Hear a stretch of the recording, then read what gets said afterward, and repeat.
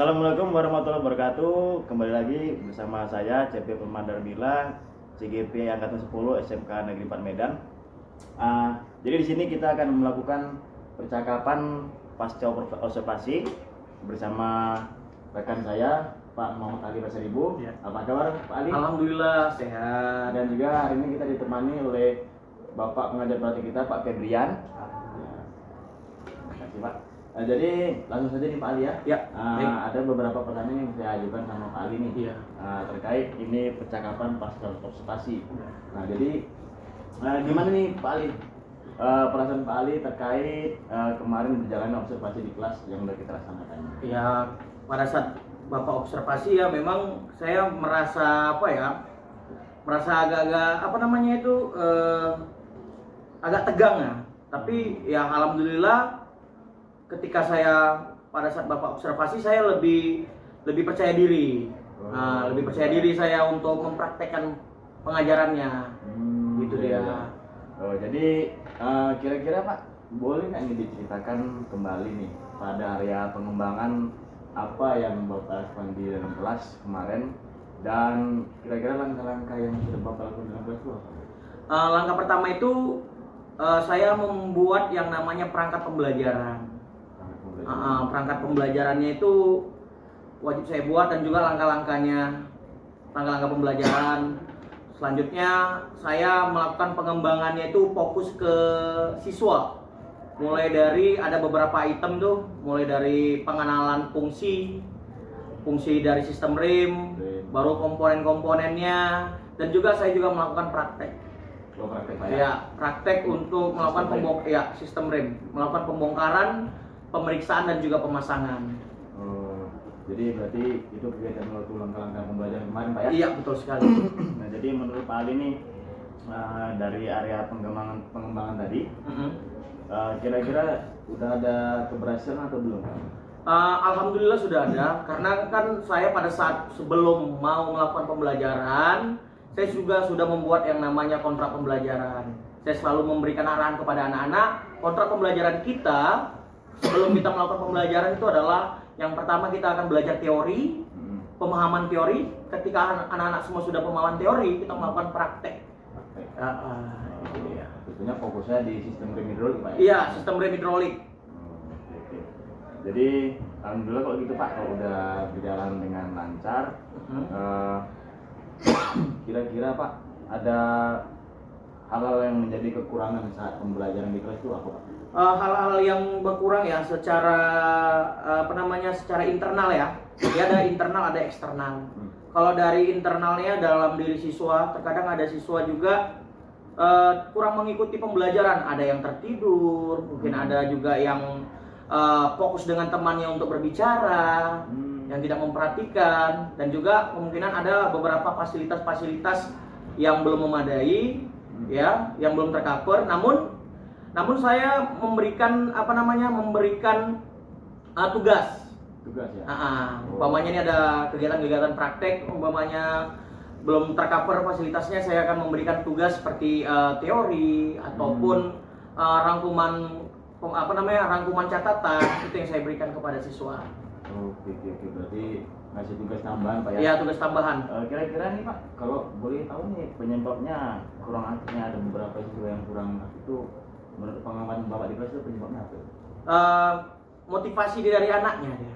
Semangat dan motivasi belajar anaknya. Semangat dan motivasi dari Iya.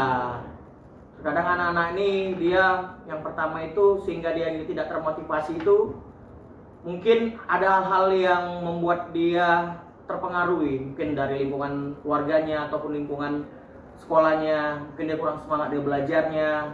Itu yang membuatnya.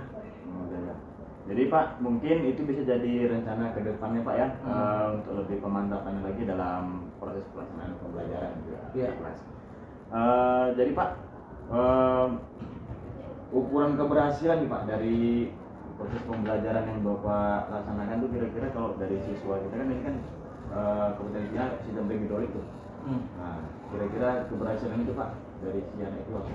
Untuk keberhasilan dari anaknya dalam mengikuti pembelajaran itu, setidaknya anaknya itu dapat memahami dasar-dasar tentang sistem RIM. mulai dari fungsi dan juga komponen-komponennya. Ketika anak-anak itu sudah memahami fungsi dan komponen-komponennya, anak-anak itu bisa melakukan praktek. Nah, praktek sesuai dengan SOP-nya.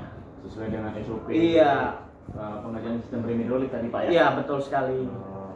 Kira-kira Pak, faktor-faktor yang menjadi pendukung keberhasilan pembelajaran Bapak ini di saat pembelajaran sistem rem? Yang pertama itu adalah media pembelajaran. Media. Ya, biasanya saya menggunakan menggunakan aplikasi mulai dari PowerPoint atau Canva sehingga membuat anak-anak tersebut lebih lebih tertarik.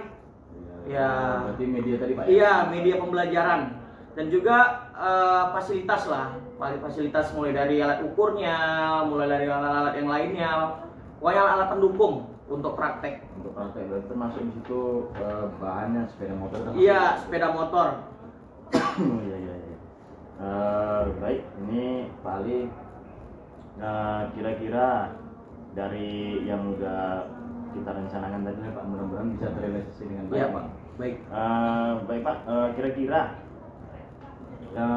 kira-kira nih kapan nih Pak akan kita lakukan perubahan pada proses pembelajaran selanjutnya nih Pak? Untuk perubahannya kemungkinan di minggu depan Pak. Minggu depan ya? Karena masih di sistem rem hidrolik juga kan. Oh berarti minggu depan ini masih tentang sistem rem hidrolik? Iya. Oh iya, itu terkait karena tadi fasilitas juga Pak? Iya betul. Jadi mereka prakteknya. Iya. Baik Pak, terima kasih banyak Pak atas jawabannya. Mudah-mudahan bisa terrealisasi dengan baik. Amin ya. Sesuai dengan yang kita harapkan Pak ya. Iya Pak. Selanjutnya ini saya serahkan kepada Pak Febrian sebagai Bapak Pengajar Praktek Guru Penggerak untuk kiranya ngasih umpan balik ada tanggapannya dari proses percakapan pasca observasi kita hari ini Pak. Iya, terima kasih Pak Cepi. Tadi sudah berlangsung lah proses coaching. Kalau yang sebelumnya yang tidak saya saksikan kan ada namanya praobservasi. Terus praobservasi itu sebelum kegiatan observasi diceritakan lah yang teman sejawat yang mau mengajar, yang mau diobservasi apa-apa saja, yang area yang untuk diobservasi dan mengajar. Kemudian pas observasi pas mengajar, dan sekarang tibalah saat setelah mengajar ya pasca observasi. Memang tadi Pak Cepi selaku observer berusaha menggali apa-apa saja yang sudah dilakukan oleh rekan sejawat Pak Cepi sewaktu mengajar. Jadi di situ ada yang mengenai perangkat pembelajaran, mengenai media, sampai ke faktor-faktor yang ada di murid, misalnya tentang siswa yang tertidur ya kan, atau siswa yang berbicara, dan termasuk ke faktor sekolah misalnya fasilitas-fasilitas yang ada. Kalau saya lihat Pak Cepi sudah cukup menggali apa saja yang ada pada rekan sejawat Bapak. Demikian hasil pengamatan saya. Sekarang coba kalau Bapak sebagai yang sudah diobservasi oleh Pak Cepi, gimana perasaan Bapak?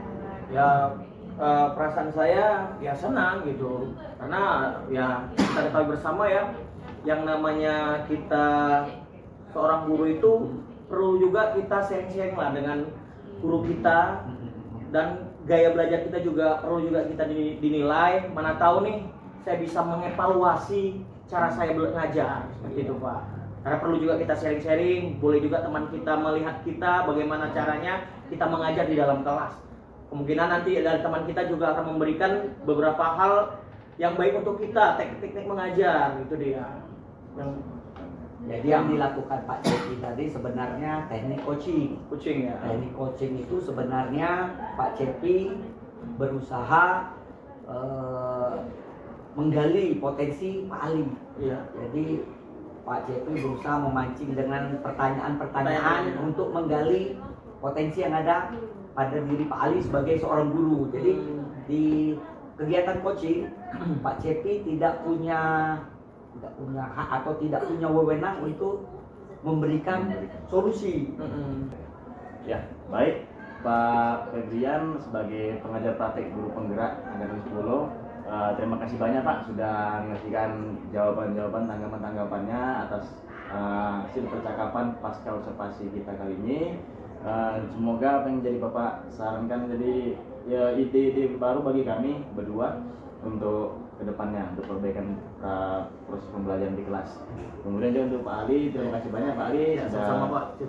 mensukseskan acara percakapan pasca observasi kita kali ini. Oke, selanjutnya saya rasa cukup kita akhiri sampai sini Pak untuk percakapan pasca observasi kita. Mudah-mudahan kedepannya jadi perbaikan-perbaikan yang lebih baik untuk proses pembelajaran kita. Sekali lagi saya ucapkan terima kasih Pak Febrian, terima kasih banyak Pak. Pak Adi, terima kasih Ya, banyak. sama-sama. Ya, Pak. Untuk itu saya akhiri percakapan pasca observasi ini. Assalamualaikum warahmatullahi wabarakatuh. Waalaikumsalam warahmatullahi wabarakatuh.